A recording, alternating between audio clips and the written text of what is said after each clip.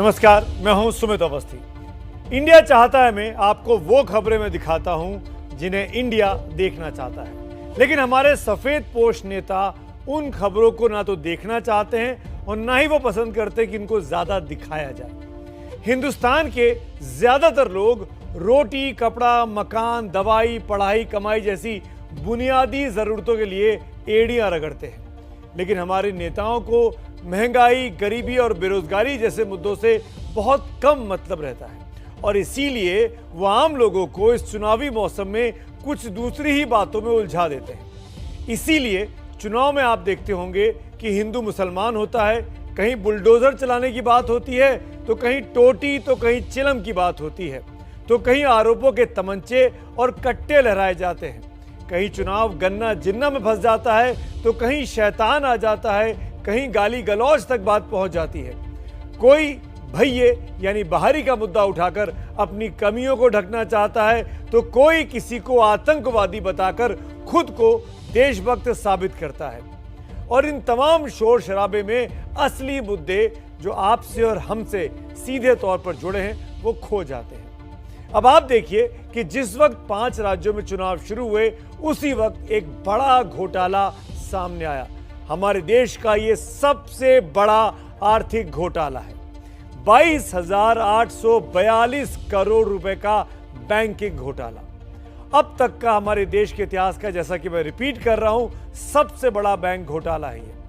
ABG shipyard limited ने देश के 28 सरकारी और गैर सरकारी, आप कह लीजिए प्राइवेट बैंकों के साथ, यानी 28 बैंकों से 22,842 करोड़ रुपए ऋण के तौर पर, लोन के नाम पर लिए और उसके बाद चुकाए नहीं। घोटाला हो गया। आपको नीरव मोदी याद होगा, तनिष्क गहनों वाला, वो फ्रॉड करके देश से भाग गया। लेकिन एबीजी शिपयार्ड के ऋषि अग्रवाल का फ्रॉड तो नीरव मोदी के फ्रॉड से भी दुगना ज्यादा बड़ा है। यह इतनी बड़ी रकम है कि इससे कोरोना की 106 करोड़ वैक्सीन डोज मुफ्त में दी जा सकती है। प्रधानमंत्री किसान योजना में 3 करोड़ 81 लाख किसानों को सीधे तौर पर और फायदा पहुंचाया जा सकता है। पीएम आवास योजना के तहत 19 लाख बेघर लोगों को अपनी छत मिल सकती है इस रकम से। नया देश बनाने वाले इंजीनियरों को पैदा करने वाले 20 आईआईटी और बन सकते हैं और आपकी सेहत दुरुस्त करने के लिए इस महामारी के मौसम में 18 एम्स जैसे बड़े मेडिकल इंस्टीट्यूट इस बड़ी रकम से इस देश में बन सकते थे। लेकिन कोई बड़ा धन्ना सेठ, कोई उद्योगपति बैंकों से आपका पैसा उठाता है, फिर लोन देना अचानक एक दिन बंद कर देता है और सालों साल तक उसका कुछ नहीं होता।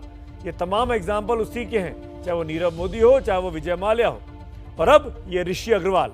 जबकि आम आदमी अगर 1-2 महीने अपने लोन की किश्त ना चुकाए, कर्ज की किश्त ना दे, चाहे वो घर का किश्त हो, चाहे वो पर्सनल लोन हो, चाहे वो गाड़ी का लोन हो, तो ये बैंक वाले बदतमीजी पर उतर आते हैं।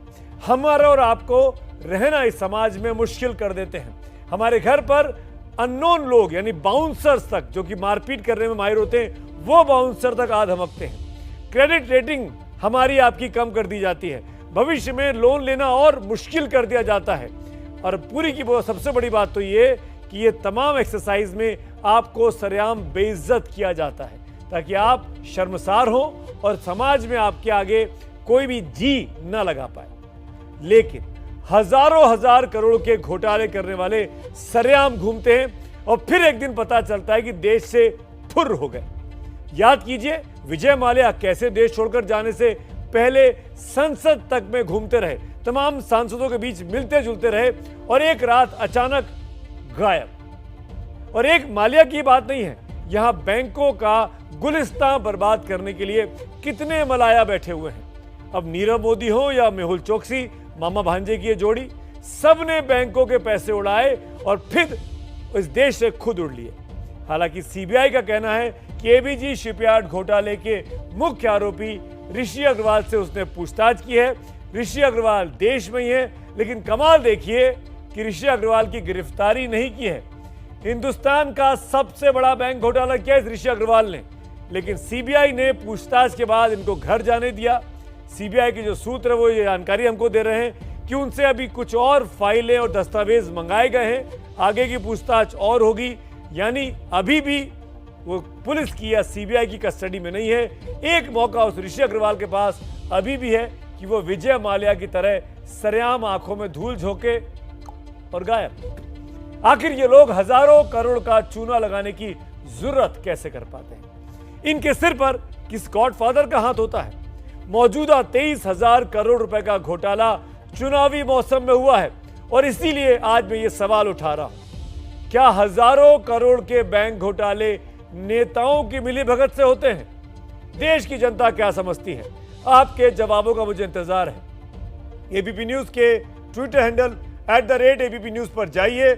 यह सवाल हमने आपके लिए टैग कर रखा है, आपके जवाबों का हमें इंतजार है। शो के आखिर में नतीजे भी दिखाऊंगा। सवाल आपके सामने है कि क्या हजारों करोड़ के बैंक घोटाले नेताओं की मिलीभगत से ही होते हैं? और अब इस गंभीर मुद्दे पर बात करने के लिए मेरे साथ 4 खास मेहमान हैं। कांग्रेस के प्रवक्ता गौरव वल्लभ, बीजेपी से नलिन कोहली साहब, जेएनयू में अर्थशास्त्र के प्रोफेसर प्रवीण झा जी और आर्थिक विशेषज्ञ राजीव रंजन झा, जो कि जाने माने पत्रकार भी हैं। आप सबका स्वागत है।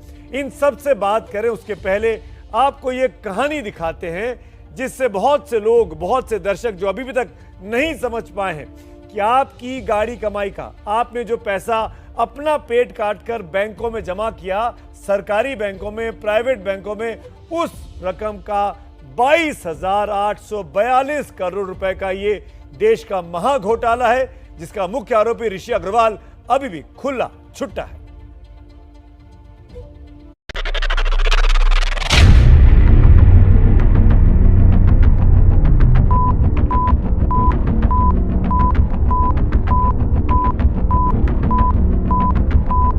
बारह नंबरों वाला ये किसी इंटरनेशनल कॉल का नंबर नहीं है। ना, ये कोई स्कूली बच्चे के मैथ का भी सवाल नहीं है।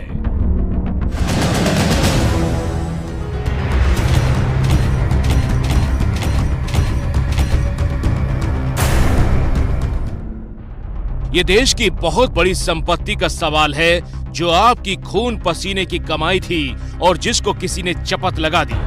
और ये रकम है 22,842 करोड़ रुपए की, जिसे 28 बैंकों को चूना लगाकर देश का सबसे बड़ा बैंकिंग घोटाला किया गया। इस घोटाले की कड़ियां सीधे जुड़ रही हैं एबीजी शिपयार्ड लिमिटेड कंपनी से। ये तस्वीर उसी कंपनी के दफ्तर की है जो बनाती तो पानी का जहाज थी, लेकिन देश के बड़े बड़े बैंकों में जमा देश की कमाई को पानी में मिला दिया। सवाल है कि ये सब किसकी मिलीभगत से हुआ?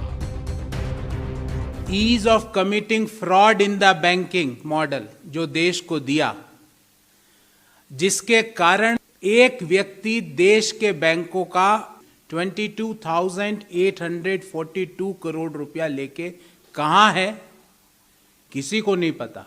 अभी तक ना तो सरकार की ओर से, ना भारतीय जनता पार्टी के प्रवक्ताओं की ओर से कोई खबर नहीं। सारा घोटाला कांग्रेस के शासनकाल में हुआ था, कार्रवाई हुई है तो हमारे जमाने में, फ्रॉड घोषित ऑडिट होकर फाइनली एनपीए हमारे जमाने में, फ्रॉड घोषित होकर कार्रवाई हमारे जमाने में।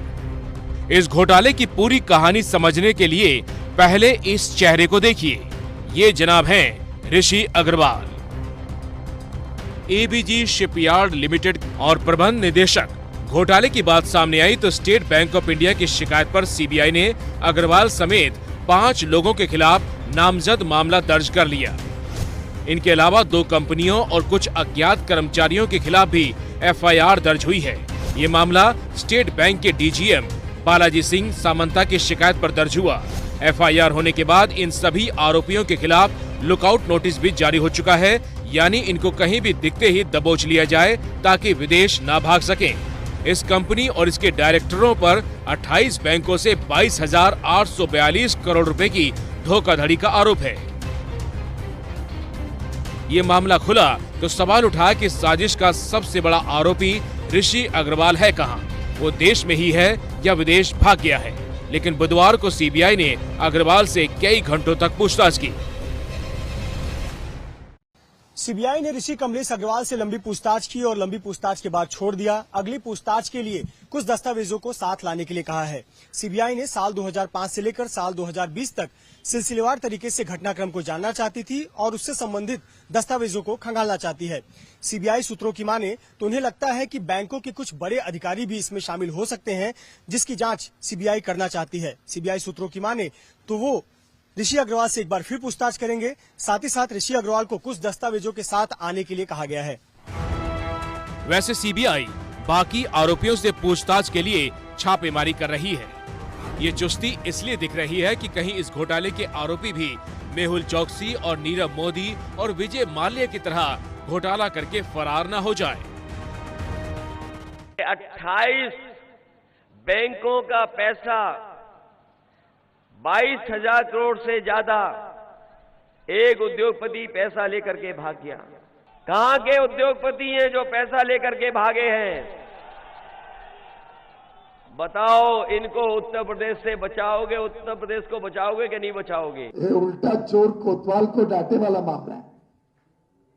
आप सभी अभी तक तो जानते हैं कि ये लोन कब दिए गए। ये लोन 2005 से 2012 के बीच में दिए गए। अब इस घोटाले का इतिहास समझ लीजिए। 15 मार्च 1985 में गुजरात के सूरत में एबीजी शिपयार्ड कंपनी की शुरुआत की गई। ये कंपनी जहाज बनाने और इसकी मरम्मत करने का काम करती है। 1991 तक एबीजी शिपयार्ड मुनाफे वाली कंपनी रही और देश विदेश से ऑर्डर मिलते रहे। 2001 से कंपनी ने 28 बैंकों के कंसोर्टियम से 22,842 करोड़ रुपए का लोन लिया था। इसके बाद 10 वर्षों तक कंपनी ने करीब 165 जहाजों का निर्माण और मरम्मत की, लेकिन 2013 से कंपनी ने बैंकों का लोन चुकाना बंद कर दिया और उसी साल बैंकों ने इस लोन अकाउंट को एनपीए यानी नॉन परफॉर्मिंग एसेट घोषित कर दिया। इस पर बैंकिंग मामलों के विशेषज्ञ मानते हैं कि ये सब कुछ बगैर बैंकों के आला अधिकारियों और कंपनी की मिलीभगत के बिना मुमकिन नहीं है। एनपीए मालूम पड़ा 2013 में। सीबीआई के पास स्टेट बैंक ऑफ इंडिया 2019 में जाती है। 13 से लेके 19 तक बैंकों के चेयरमैन, बैंकों के बोर्ड वाले और सीबीआई और गवर्नमेंट ऑफ इंडिया के जो मिनिस्ट्री ऑफ फाइनेंस के लोग, मैं इनको दोषी करूंगा क्योंकि ये इस 23,000 करोड़ के ऊपर कंट्रोल कर रहे थे। दोषी तो वो है भाई। ये घोटाला कितना बड़ा है इसका अंदाजा आप इस बात से समझिए कि बिहार, झारखंड, हिमाचल प्रदेश, असम और गोवा जैसे 5 राज्य एक साल में जितना डायरेक्ट टैक्स वसूलते हैं उतने की चपत ऋषि अग्रवाल कंपनी ने लगा दी। दिल्ली में ओम प्रकाश तिवारी के साथ मृत्युंजय सिंह की रिपोर्ट। उनको यहाँ अपने पास लाना चाहिए, इसके बाद वो पैसा इंडिया में खर्च हो। बाहर कहा जाए इंडिया के। देश का पैसा लेके भागा, उन पे कोई कार्रवाई नहीं हो रही। बाकी तो देख ही रहे क्या माहौल है। तुमने तिलक लगाया, हमने टोपी पहनी, हमने ये किया, हमने वो किया, तो ऐसा नहीं देश चलेगा। इसको मुद्दा बनाना चाहिए। गरीबी खत्म हो जाती है, बेरोजगार आदमी को रोजगार मिल सकता था। जो बैंक वाले हैं या सब मिलीभगत से सारे काम होते हैं। सालों साल बाद घोटाले खुलते हैं, उस पर जांच होती है, कुछ नहीं होता है। 22,842 करोड़ रुपए जब आप लिखने जाएंगे तो 12 नंबर आपको लिखने पड़ते हैं। इतना बड़ा फिगर है ये, देश का सबसे बड़ा आर्थिक घोटाला है। मेरे साथ खास मेहमान बने हुए हैं, परिचय शुरुआत कर दे ही चुका हूं। शुरुआत करना चाहूंगा सीधे तौर पर गौरव वल्लभ साहब से। भी कांग्रेस पार्टी इस मामले को उछाल रही है। गौरव साहब, मेरा सीधा इल्जाम आप पे है, ये आपके जमाने का घोटाला है। एनपीए 2013 में हो गया था। आप कैसे बीजेपी को घेर रहे हैं अपनी प्रेस कॉन्फ्रेंसेस में? सुमित, पिछले 7.5 साल में शहंशाह ने वादा किया था $5 ट्रिलियन की इकोनॉमी बनाने का, और 5 ट्रिलियन रुपए का बैंक फ्रॉड हुए हैं पिछले 7.5 साल में। प्रतिदिन बैंक फ्रॉड हुआ है। 196 करोड़ रुपया लोग देश के बैंकों का पैसा लेके लोग विदेशों में जाकर बच चुके हैं। जो मनरेगा में प्रतिदिन देश पूरा खर्च करता है उससे ज्यादा है। 196 करोड़। अभी आज आप शो खत्म करेंगे, 196 करोड़ देश का बैंक का पैसा लेके विदेश में लोग चले जाएंगे। सवाल ये है सुमित, बहुत सिंपल। गौरव आपका कनेक्शन चला गया है, मैं सुन नहीं पा रहा हूँ गौरव वल्लभ को। दोबारा इनका फोन मिलाया जाए, कनेक्टिविटी का इशू है। गौरव, क्या आप सुन पा रहे हैं मुझे? मैं सुन पा रहा हूँ सुमित जी आपको? आपकी लाइन कट, हाँ बोलिए, कंप्लीट करिए अपना सेंटेंस। नलिन में मैं ये कह रहा हूँ सुमित जी, एक बहुत सिंपल सवाल है कि 2019 में जब ये अकाउंट फ्रॉड क्लासिफाई हो गया था तो पिछले 3 साल में क्या हुआ? दूसरा सवाल बिल्कुल सिंपल है सुमित जी कि डेट रिकवरी ट्रिब्यूनल अहमदाबाद ने 2018 में एक निर्णय दिया कि इस कंपनी से 13,975 करोड़ रुपया तुरंत वसूला जाए। सरकार ने और बैंकों ने उस समय क्यों नहीं वसूला? और तीसरा सवाल ये है सुमित कि हमेशा ऐसा क्यों होता है कि सीबीआई जब एफआईआर दायर करती है उससे पहले जो भगोड़ा है वो देश छोड़ के कहीं और चले जाता है। गौरव, इसमें कहाँ भागा? ऋषि अग्रवाल से पूछताछ हुई है, सीबीआई कह रही है। अभी भी सुमित जी सीबीआई ने ये नहीं कहा है कि उससे कहाँ पूछताछ हो रही है। हम बार बार पूछ रहे हैं कि वो कहाँ है, तो आपको देश में है, विदेश में है? आपको शक है कि वो भाग चुका है? बिल्कुल, क्योंकि अखबारों में सुमित जी लिखा आ रहा है कि वो सिंगापुर में बैठा हुआ है। 3 साल क्यों गवाए फ्रॉड घोषित होने के बाद? हमेशा ऐसा क्यों हुआ सुमित जी कि भले ही वो गौरव एक मिनट, नलिन कोहली से जवाब लेता हूं मैं। नलिन साहब, 22,842 करोड़ रुपए आपका, मेरा, हमारा पैसा, मेहनत की कमाई, टैक्स पेयर्स का पैसा गायब, फुर। हिंदुस्तान का सबसे बड़ा घोटाला।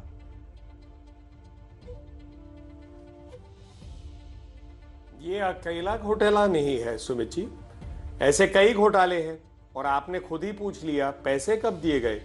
बड़ा सरल है, पीयूष जी ने सही कहा, उल्टा चोर कोतवाल को डांटे।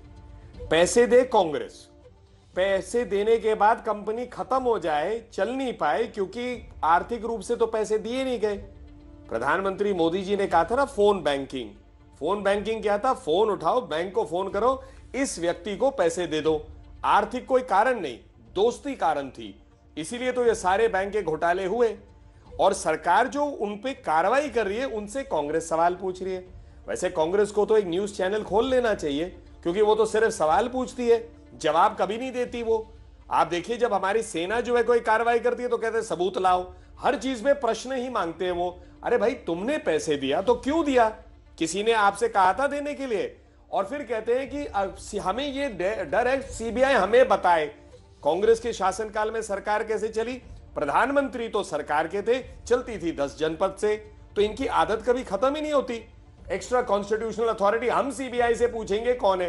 अरे भाई, तुम कोर्ट हो, नलिन जी, तुम कोई अफसर हो, नलिन जी, ये फैक्ट ऑन रिकॉर्ड है। आप पैसे दोगे, नलिन जी, चोरी हो जाएगी, नलिन भाई सुनिए, हमसे मांगोगे। ये फैक्ट ऑन रिकॉर्ड है कि 2001 में इन 28 बैंकों के कंसोर्टियम ने ये 22,000-23,000 करोड़ की रकम दी।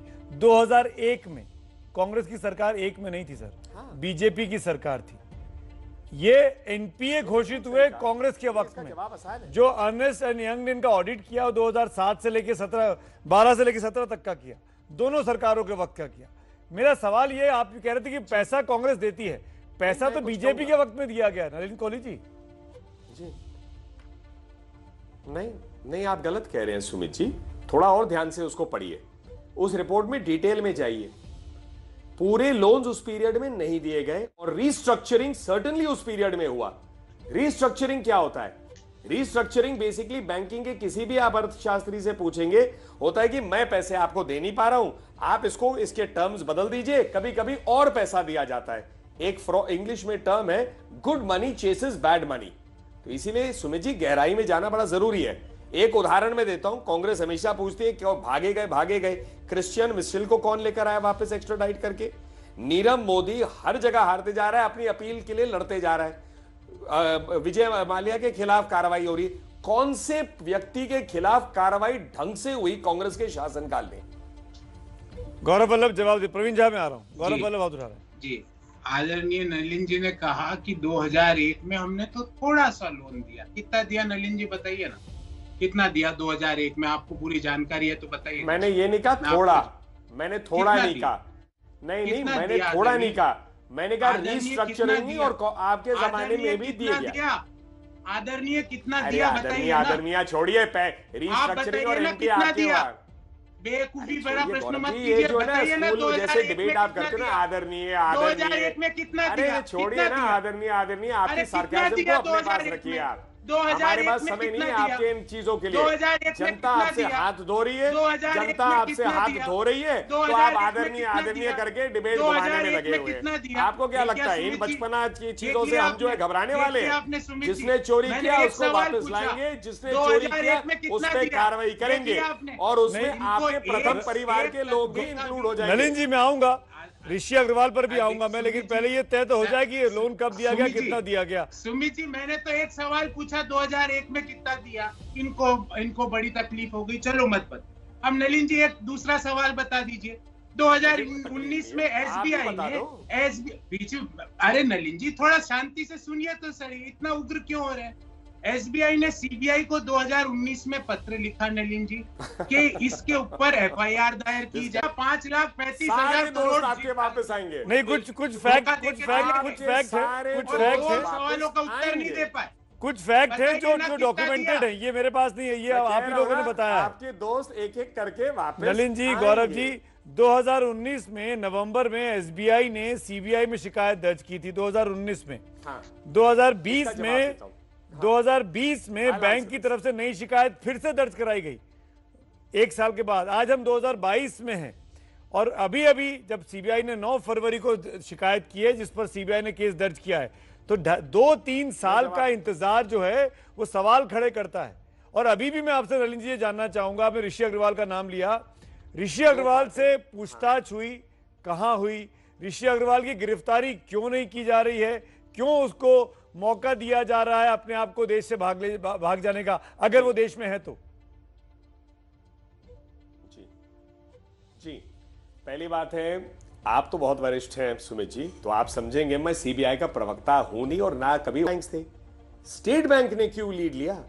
क्योंकि स्टेट बैंक जो है, भारत सरकार इस बात को समझती है, और अब जो भारत सरकार के जो पब्लिक सेक्टर बैंक्स है, पब्लिक के बैंक्स है, वो अपनी जिम्मेदारी समझती है। प्राइवेट बैंक ने तो किया नहीं ना, और जिन प्राइवेट बैंक्स ने घोटाले किए उन सब पे क्या कार्रवाई तो नहीं जो हुई? अच्छा काम हुआ वो भारत सरकार ने किया, और जो 3 साल तक एफआईआर नहीं हुई तो उसका आप जवाब नहीं देंगे। नलिन जी, ऐसे मत करिए प्लीज। यहाँ एसबीआई की आप क्रेडिट ले रहे हैं, एसबीआई के बिहाफ पे, कैसे दूं? लेकिन सीबीआई के नाम पर जवाब नहीं दे रहे। कैसे दूं? मैं क्यों दूं? दोनों चीजें। अरे मैं आपसे दूसरे चैनल के उसके ऊपर मैं पूछूं, आप भी तो हाथ खड़े कर दोगे कि भैया मैं उस चैनल का थोड़ी ना सीईओ या वरिष्ठ आदमी हूं, आप उनसे पूछें, तो मैं कहां से सीबीआई मैं प्रवीण झा और राजीव रंजन झा को लेकर आना चाहता हूं। बराबर, 1 मिनट, मैं अपने दायरे को समझता हूं। ठीक है, मैं प्रवीण झा, ये बहुत गंभीर और बड़ा मामला है। हम लोग चुनावी मौसम में हैं, और छोटी छोटी बात पर रोज दिन भर का टीवी का माइंड स्पेस आप कह लीजिए, वो खाया जा रहा है। इस तरह की चीजों पर जो हमारी जेब पर डाका डालकर पैसे गायब हो जा रहे हैं, अर्थव्यवस्था को नुकसान पहुंच रहा है, क्योंकि डायरेक्टली मेरी जेब नहीं कटी है तो आम जनता को पता नहीं चलता है, पर यह कितना बड़ा नुकसान है देश की अर्थव्यवस्था के लिए। देखिए, सीधी सी बात है, नुकसान तो बहुत बड़ा है, और इस विषय को बहुत गंभीरता से लेना चाहिए। इस पे जो चर्चा है उसका अवमूल्यन नहीं होना चाहिए।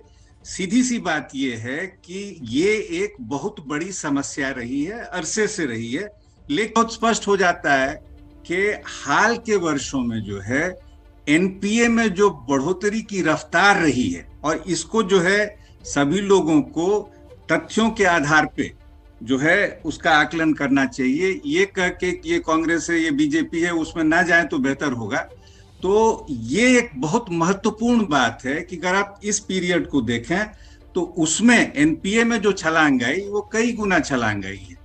ये सारे बैंक आपको बताते हैं, सारे आंकड़े बताते हैं, उसमें से एक रास्ता क्या निकाला गया? आपने कह दिया कि साहब हम एक बैड बैंक बनाएंगे, एनपीए से इसको हटा ही देंगे, ठीक है ना? ये बात जो है हम सभी लोग जानते हैं, ये जग जाहिर है। तो पहली बात तो ये है कि ये समस्या गहराती गई है। ये कहना कि इसमें सुधार हो रहा है, ये एक शुतुरमुर्गी सोच है। आप इससे जो है, आप ठीक है टीवी पे चीख चिल्ला लीजिए, उससे कोई फायदा नहीं होता है, कोई फर्क नहीं पड़ता है। तो पहली बात तो मैं ये कहना चाहूंगा। दूसरा, अगर आप सीधी सी बात, एक छोटी सी बात देखें कि कौन है जो एनपीए के लिए जिम्मेदार है? क्या भारत का किसान इसके लिए जिम्मेदार है? क्या भारत के छोटे उद्योग इसके लिए जिम्मेदार है?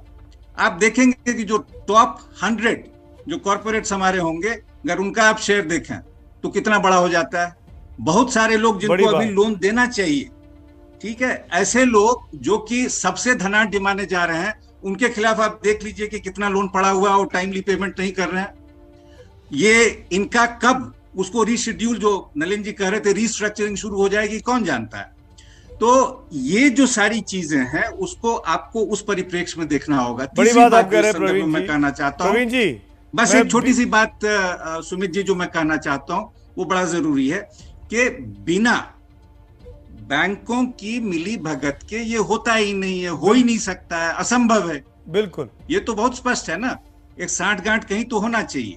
तो ये कहना कि कांग्रेस ने लोन दे दिया, बीजेपी ने लोन दे दिया, वो अपने आप में थोड़ी सतही सी बात हो जाती है। हाँ, लेकिन किस दौर में इस किस्म की साठगांठ और गहरा जाती है, उस पे चर्चा होनी चाहिए। मैं आऊंगा बच्चों के साथ चर्चा क्या होनी चाहिए। बैंकों और पॉलिटिशियंस की मिली भगत है, इस पर भी लौटेंगे। इसीलिए आज हमने कुछ सवाल जो आपसे पूछा है एबीपी न्यूज के ट्विटर हैंडल पर है, उसके जवाब मुझे इंतजार है कि क्या हजारों करोड़ के बैंक घोटाले नेताओं की मिली भगत से ही होते हैं। इस एबीपी न्यूज के ट्विटर हैंडल पर जाकर आप अपने जवाब दे सकते हैं। लेकिन बड़ा सवाल ये कि क्या चुनाव इन मुद्दों पर नहीं लड़ा जाना चाहिए। राजीव रंजन झा, आपसे शुरुआत कर रहा हूं, फिर डिबेट को ओपन करते हैं। आपका ओपनिंग कमेंट का इंतजार भी है। और किसका घोटाला है, किसका घपला है, कब तक एक दूसरे के ऊपर टोपी ट्रांसफर होती रहेगी। देखिए, यहाँ पे अभी तक जितनी बहस हुई है वो सारी की सारी बहस राजनीतिक चश्मे से हुई है। मैं इस बहस को दूसरी जगह ले जाता हूँ, शेयर बाजार, जहाँ पर लोग राजनीति नहीं देखते हैं, जहाँ पे ये सारी जो सारे चश्मे हैं ना, वहाँ सब कुछ उतार करके सिर्फ ये देखा जाता है कि पैसा कहाँ बनने वाला है। तो एबीजी शिपयार्ड का शेयर का चार्ट आप उठा करके देख लीजिए, आपको सारा समझ में आ जाएगा कि ये कंपनी किसके समय में बहुत अच्छे से फली फूली और किसके समय में इसकी दाल नहीं गली। तो आप उसका चार्ट देखेंगे तो सबसे बढ़िया जो इसका समय था वो 2006 और 2007 का समय था, जब इसका शेयर भाव 250 रुपये से बढ़कर के 1000 रुपये तक चला गया था। ध्यान दीजिए, 2006 का साल, 2007 का साल। उसके बाद 2014 तक ये कंपनी ठीक ठाक चलती रही, मतलब दिक्कतें आनी शुरू हो गई थी, लेकिन फिर भी शेयर बाज़ार में ये कंपनी ठीक ठाक चल रही थी। और उस समय भी 300 से 500 का भाव इसका रहता था शेयर का। और उसके बाद 2014 के बाद जो इसमें गिरावट शुरू हुई, 15 मई 2019 ₹1 का भाव रह गया। उसके बाद इसकी ट्रेडिंग बंद हो गई और यही लगभग वो समय था जिसके बाद इस कंपनी की सारी संपत्तियां वगैरह, इसके जो बचे खुचे जहाज थे, जो ज़मीन वगैरह थी, उस सब की कुर्की जब्ती, उसकी नीलामी, ये सब कुछ शुरू हो गया। एनपीए होना नहीं, उसकी संपत्तियां नीलाम करना शुरू हो गया जी। तो वो सारी कार्रवाई शुरू हुई 2019 से। तो मतलब ये समझिए कि जब ये पक्का हो गया कि मोदी सरकार वापस आ रही है 2019 मई में, उसके बाद ये कंपनी शेयर भाव में शून्य पर आ गई। तो ये एक कहानी जो है वो आप अगर शेयर भाव के नज़रिए से कहानी समझ लें तो आपको सब समझ में आ जाएगा कि इस कंपनी में क्या हुआ, कब हुआ, क्यों हुआ, कैसे हुआ। नहीं, मुझे नहीं समझ में आया, मुझे नहीं समझ में आया ये 14 से 19 के बीच में क्या हुआ। क्या कहना चाह रहे हैं आप, कहिए ना खुल के। राजीव, लाखों लोग आपको देख रहे हैं, साफ साफ बताइए क्या कहना चाह रहे हैं आप। मोदी जी के खौफ में कंपनी बंद हो गई, सरकार लौट रही है, ये हुआ, या क्या कहना चाह रहे हैं आप, प्लीज एक्सप्लेन।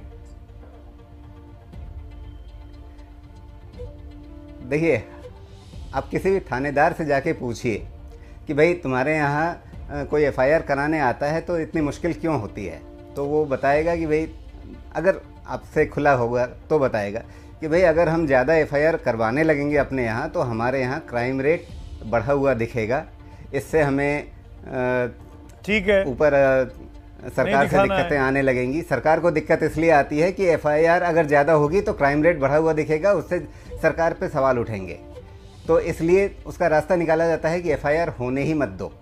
हाँ। तो ये वही कहानी है फाइनेंशियल वर्ल्ड में कि आप एनपीए को घुमाते रहिए, एक लोन चुकाने के लिए नया लोन दे दीजिए, ये सारा जो साइकिल था, नलिन कोहली ने हाथ उठाया, आपकी बात का जवाब देना 2014 के बाद से बंद हो गया। मैं इसको एक परिप्रेक्ष्य में डालता हूं, क्योंकि शायद हम लोग एक वकील होने के नाते मैं इसको थोड़ा एक अलग एक एस्पेक्ट आपको दे रहा हूं, आपको इस बात को एक्सपैंड करने के लिए। सुमित जी, देखिए, ऐसा है, दो पार्ट्स हैं इसका की। पहली बात है कि जो आप शेयर बाजार की बात कर रहे थे, देखिए शेयर बाजार एक सेंटिमेंट ओरिएंटेड होता है और एक होता है रिपोर्ट्स और प्रोग्रेस कंपनी के बैलेंस शीट और उसके ऑर्डर्स एक्सेट्रा को लेते हुए। तो ये जो अभी बात कर रहे थे, जो मैंने बात की थी इन टर्म्स ऑफ स्ट्रक्चरिंग, क्या होता है कि कंपनी के अगर फंडामेंटल्स खराब हो रहे हैं, आपको नहीं पता पड़ेगा, मुझे नहीं पता पड़ेगा, हजारों लोग को नहीं पता पड़ेगा, लेकिन अगर वो लोन उठा के उसकी सर्विसिंग करते जा रहे हैं तो एनपीए तो कभी नहीं होगा ना। तो मेरे पास क्षमता नहीं रही पैसे लौटाने के, आपको इसकी जानकारी नहीं है, लेकिन मैं बैंक से और उधार लेते जाऊं तो आपके पुराने लोन तो वापस मिलते ही जा रहे हैं ना, लेकिन नए लोन आपके जुड़ते जा रहे हैं। तो इससे होता है जहां पर फाइनली जाकर ब्रेक हो जाता है ये साइकिल। इसका दूसरा पहलू आपने अपने स्क्रीन पे अभी डाला, आपने कहा मनमोहन सिंह के जमाने में लगभग 2.5 लाख करोड़ एनपीए थे, और आपने फिर दिखाया कि मोदी जी के जमाने में 8 लाख करोड़ है। तो अब बात इस पे राजीव जी की दूसरी बात पे आई है। देखिए, क्राइम को उजागर करना जरूरत है, तभी तो आप चोर के पीछे जाएंगे। छुपाने से चोर पकड़े कहां जा रहे हैं, कुछ नहीं होगा। तो सफाई अगर आप करने जा रहे हैं तो मैं 1 मिनट सुनिए इसको, तो एनपीए आपके इसलिए डिक्लेयर ज्यादा हो रहे हैं कि बहुत चीजें जो एनपीए डिक्लेयर नहीं हुई थी वो फिगर्स आपके बार बार निकल रहे हैं। और मैं आपको बड़ी गंभीरता से ये बात कह रहा हूं, एनपीए डिक्लेयर होना क्या अच्छी बात है, किसी वरिष्ठ व्यक्ति ने ये हमें समझाया भी था। एनपीए का आप गलत समझे, एनपीए का डिक्लेयर होना अच्छी बात नहीं है, लेकिन एनपीए का डिक्लेयर होना जरूरी है ताकि आपको पता पड़े कि एनपीए बिल्कुल ठीक बात है और कहां घोटाले हुए। ठीक बात है। जैसे ऐसे में बात है, ऐसे में जो लोग, जो कंपनियां फ्रॉड कर रही हैं उन पे कार्रवाई भी होनी चाहिए, उनकी अरेस्टिंग भी दिखनी चाहिए, वो सीखचों के पीछे दिखना चाहिए।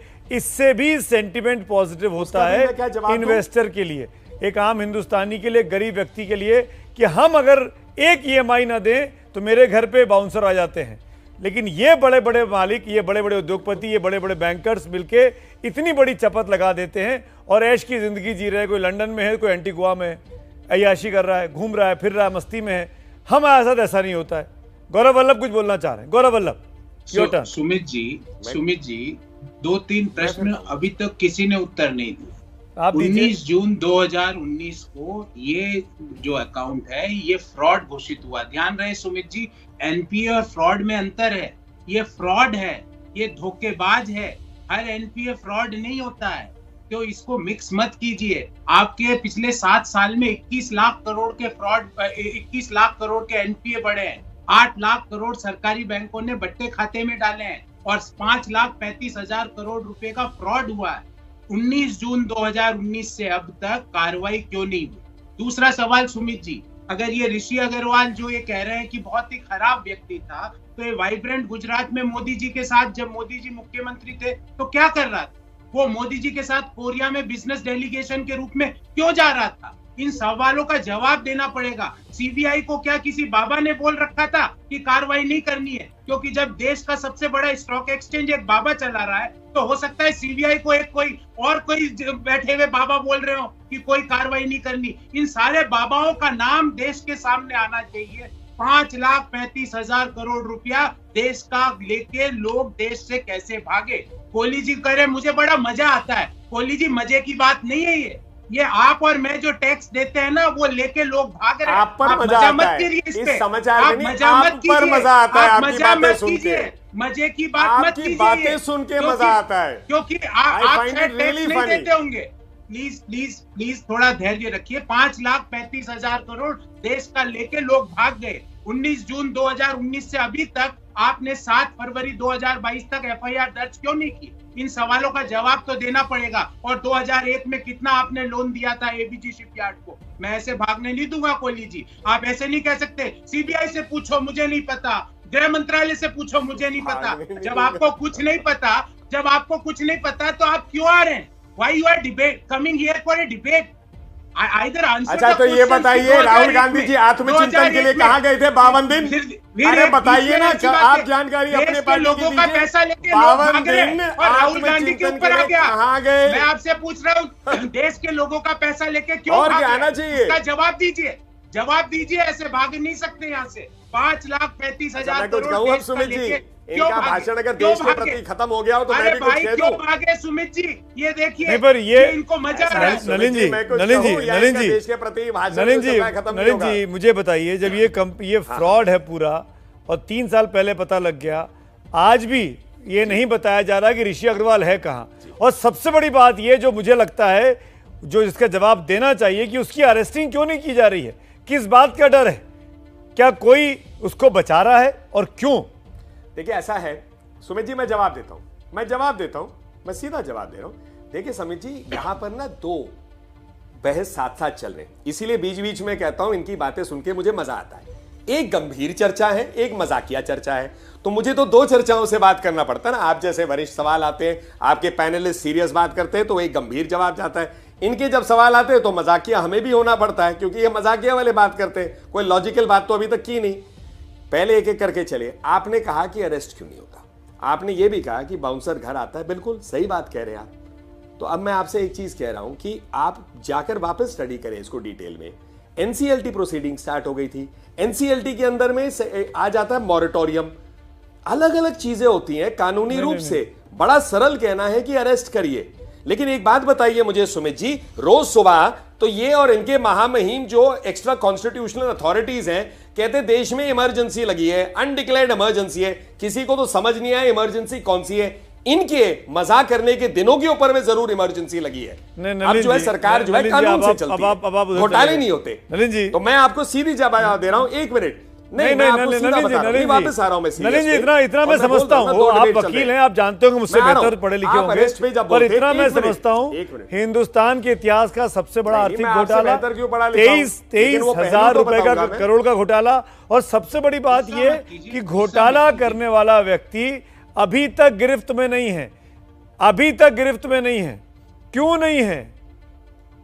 एफआईआर होने में 3 साल लग जाते हैं, मैं आपको अरेस्ट में क्या और 3 साल लगेंगे? नहीं, ऐसी बात नहीं, ये उस रूप से नहीं देख सकते आप, क्योंकि ultimately arrest has to be founded on a direct link on the accused, a on non cooperation and b वो कहां है? नलिन जी, आप अरेस्ट ऐसे करने लग जाए तो पहले अरेस्ट हो जाएगा, राइट? यही जब आदमी को नहीं, इसको कानूनी रूप से भी कहना पड़ेगा। ऋषि अग्रवाल कहां है नलिन जी? आपको आइडिया है? पता है यार, देश में है, बाहर है, बोल रहा हूं, कैसे आप बता दीजिए, मुझे नहीं पता, जैसे आप मुझसे पूछ रहे हैं सुमित जी, तो मैं भी तो आपसे कह रहा हूं, मैं ऋषि अग्रवाल का ना तो रिश्तेदार हूं ना उसका वकील हूं। आप चाहेंगे उसकी अरेस्ट हो? उससे कोई लेना देना, आप चाहेंगे उसकी अरेस्ट हो? आप चाहेंगे उसकी अरेस्ट हो एज ए इंडियन सिटीजन? क्या आप मैं चाहूंगा ना, मैं एक नाम से क्यों, मैं चाहूंगा हर व्यक्ति का अरेस्ट हो जाए जहां पर क्रेडिबल प्रूफ है कि उस आदमी ने घोटाला किया, और क्यों नहीं होना चाहिए, क्योंकि देश का पैसा, अरेस्ट जरूर होना चाहिए। क्रेडिबल प्रोसीजर के तहत, ऐसे थोड़ी ना कि कांग्रेस पार्टी जो कहेगी अरेस्ट क्यों नहीं हुआ, ये लोग कौन है? ये तो अपने खुद आर्मी के ऊपर में भरोसा नहीं करते। चलिए, इन लोगों को जी, गौरव वल्लभ, प्रवीण जी, राजीव जी, मेरे पास वक्त इतना ही था। बहुत बहुत शुक्रिया इस चर्चा में भाग लेने के लिए। लेकिन कुल मिलाकर देखा जाए तो देश की आवाम ये जरूर जानना चाहेगी कि क्या इतने बड़े घोटाले, इतने बड़े बड़े हजारों करोड़ के घोटाले क्या बैंकों और नेताओं की मिलीभगत से होते हैं?